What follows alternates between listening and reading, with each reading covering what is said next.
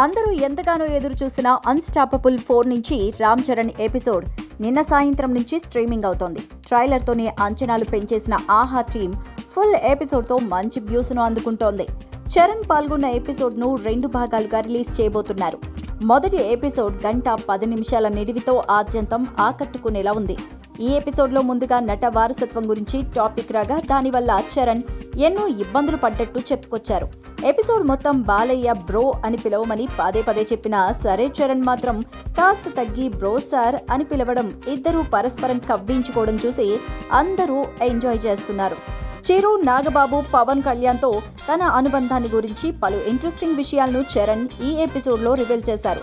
తన చిన్నతనంలో చిరుతో ఒక్కసారి దెబ్బలు తిన్న విషయంతో పాటు దానికి కారణాన్ని కూడా వెల్లడించారు. ఇక ఎపిసోడ్ మొత్తంలో చరణ్ నానమ్మ అంజనాదేవి, తల్లి సురేఖ స్పెషల్ వీడియోలో చెప్పిన కొన్ని విషయాలు సీక్రెట్స్ మరో హైలైట్ గా నిలిచాయి. అంతేకాదు ఈ ఎపిసోడ్లో ఇంకా ఎన్నో అలరించే విషయాలైతే ఉన్నాయి. అవన్నీ చెప్పడం కంటే నేరుగా చూస్తేనే బాగుంటుంది.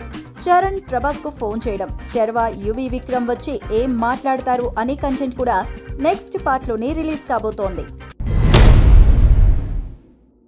అసలు ఇప్పటివరకు ఎవరో కూడా తెలియని ఇమాన్వి ఇస్మాయిల్ ప్రభాస్ సరసన హీరోయిన్ గా సెలెక్ట్ అవగానే ఒక్కసారిగా తనకు ఇతర భాషల దర్శక నిర్మాతల నుంచి కూడా కాల్స్ వస్తున్నట్టు సమాచారం. హను రాఘవపూడి దర్శకత్వంలో ప్రభాస్ హీరోగా రూపొందుతున్న ప్రీ ఇండిపెండెన్స్ పీరియాడిక్ డ్రామా ద్వారా మొదటి సినిమానే ఇంత పెద్ద బ్రేక్ అంటే ఇమాన్వి లక్ మామూలుగా లేదని చెప్పాలి. ఇదిలా ఉంటే ఇమాన్విపై ఇప్పుడు బాలీవుడ్ నిర్మాతల కన్ను పడ్డట్టు తెలుస్తోంది. అయితే ప్రభాస్ సినిమా పూర్తయ్యేంత వరకు ఇమాన్వి వేరే సినిమాలు ఒప్పుకోకూడదని మైత్రి మూవీ మేకర్స్ అగ్రిమెంట్ చేసుకుందని గతంలోనే వార్తలొచ్చాయి.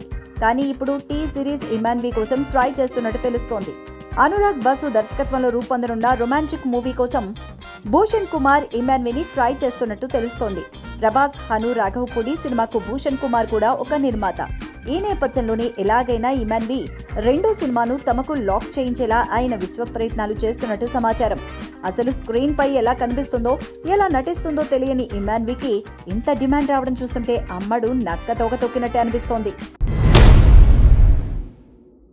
RRR లాంటి భారీ పాన్ ఇండియన్ సక్సెస్ తర్వాత ఆ హీరో నుంచి తర్వాత వస్తున్న సినిమా జాతీయ స్థాయిలో ఏ రేంజ్లో ఆడుతుందో అనే ఇంట్రెస్ట్ అందరికీ ఉంటుంది. అయితే బాహుబలి తర్వాత ప్రభాస్ మార్కెట్ పెరిగినట్టు మిగిలిన హీరోల మార్కెట్ పెరుగుతుందా లేదా అనేది డౌట్ గానే కనిపిస్తోంది. RRR తర్వాత ఎన్టీఆర్ నటించిన దేవరాజ్ సినిమా పాన్ ఇండియన్ స్థాయిలో పెద్దగా ప్రభావాన్ని చూపించలేకపోయింది. మరి ఇప్పుడు RRR లోని మరో హీరో రామ్ చరణ్ నుంచి వస్తున్న గేమ్ చేంజర్ ఎలాంటి ఫలితాన్ని ఇస్తుంది అనేది ఆసక్తికరంగా మారింది. చరణ్ తన ఫ్యాన్స్ ఈ సినిమాపై ఎన్నో అంచనాలే పెట్టుకున్నారు. అయితే గేమ్ చేంజర్ అనుకున్న దానికంటే బాగా లేట్ అవ్వడం, మధ్యలో శంకర్ నుంచి వచ్చిన ఇండియన్ 2 డిజాస్టర్ కావడంతో గేమ్ చేంజర్ పై అనుకున్నంత హైప్ అయితే లేదు. పరిస్థితులు చూస్తుంటే గేమ్ చేంజర్ పాన్ ఇండియన్ స్థాయిలో సక్సెస్ అవ్వడం అంత తేలిక కాదనిపిస్తోంది. గేమ్ చేంజర్ పెద్దగా బజ్ కూడా లేదు. తెలుగు రాష్ట్రాలతో పాటు కన్నడ, తమిళ భాషల్లో తప్ప ఈ సినిమా మిగిలిన భాషల్లో తక్కువ బజ్ తోనే రిలీజ్ అవుతోంది.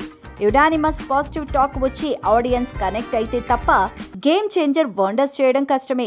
మరికొన్ని గంటల్లో గేమ్ చేంజర్ ఫలితం వచ్చేస్తోంది. ఈ మధ్య పెద్ద సినిమాలకు సోలో రిలీజ్ దక్కడం కష్టంగా మారింది. అంతేకాదు ముందు చెప్పిన డేట్కు కూడా సినిమాలు రిలీజ్ కావట్లేదు. అంతేకాదు పెద్ద సినిమాల రిలీజ్ డేట్ విషయంలో లేట్ చేయడం వల్ల ఆ ఎఫెక్ట్ మిగిలిన సినిమాలపై పడుతోంది. సరైన ప్లానింగ్, నిర్మాతల మధ్య సరైన కమ్యూనికేషన్ లేకపోవడం వల్లే ఈ ప్రాబ్లం వస్తోంది. ఎన్టీఆర్, హృతిక్ రోషన్ కాంబోలో రూపొందుతున్న వార్ 2 సినిమాను ఆగస్టు 14వ తేదీన రిలీజ్ చేయాల్సి ఉంది. డైరెక్టర్ అయాన్ ముఖర్జీ ఆ దిశగానే షూటింగ్ పూర్తి చేసే పనిలో కూడా బిజీగా ఉన్నారు. కానీ ఇప్పుడు అదే డేట్ పై రజనీకాంత్, కూలీ కూడా కన్నేసినట్టు బాలీవుడ్ వర్గాలు చెప్తున్నాయి. కూలీని ముందు సమ్మర్లో రిలీజ్ చేద్దామనుకున్నారు. కానీ అప్పటికి వర్క్స్ పూర్తయ్యేలా లేకపోవడంతో జైలర్ రిలీజ్ అయిన ఆగస్టు నెలని సెంటిమెంట్ గా భావించి అదే ఫాలో కావాలని చూస్తున్నారు. అయితే కూలీ సినిమాను తక్కువ అంచనా వేయడానికి లేదు. ఈ సినిమాకు లోకేష్ కనగరాజ్ బ్రాండ్ తో పాటు ఉపేంద్ర, నాగార్జున, అమీర్ ఖాన్, శృతి హాసన్ లాంటి పేర్లు సినిమాకు క్రేజ్ ను పెంచేస్తున్నాయి.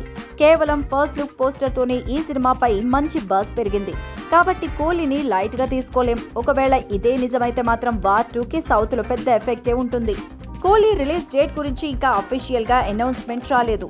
కానీ ఆల్మోస్ట్ డెసిషన్ తీసుకున్నారని అంటున్నారు. సోషల్ మీడియాలో చేసే ట్రోలింగ్ వేరే తారలపై ఎంతటి ప్రభావాన్ని చూపిస్తాయో ఎవ్వరూ ఊహించలేం. హీరోయిన్ మీనాక్షి చౌదరి కూడా ఇలాంటి అనుభవాన్ని ఎదుర్కొంది. సంక్రాంతికి వస్తున్నాం సినిమా ప్రమోషన్స్ లో భాగంగా ఈ అమ్మడు ఈ విషయాన్ని వెల్లడించింది. మీనాక్షి నటించిన గోట్ సినిమా గత ఏడాది రిలీజ్ అయిన విషయం తెలిసిందే. ఆ సినిమా వల్ల మీనాక్షికి పేరు రాకపోగా ట్రోలింగ్ ఎదురైంది.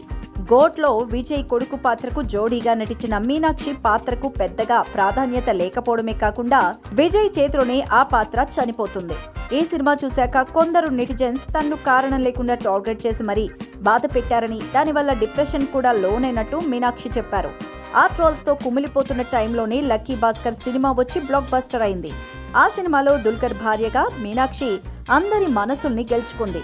ప్రస్తుతం తన ఆశలన్నీ సంక్రాంతికి వస్తున్నాం సినిమాపైనే పెట్టుకుంది మీనాక్షి. తనకు ఎప్పటినుంచో పోలీస్ ఆఫీసర్ పాత్రలో నటించాలని ఉందని, ఆ సినిమాతో ఆ కోరిక తీరిందని చెప్తున్న మీనాక్షికి సంక్రాంతికి వస్తున్నాం ఎలాంటి ఫలితాన్ని ఇస్తుందో వేచి చూడాలి.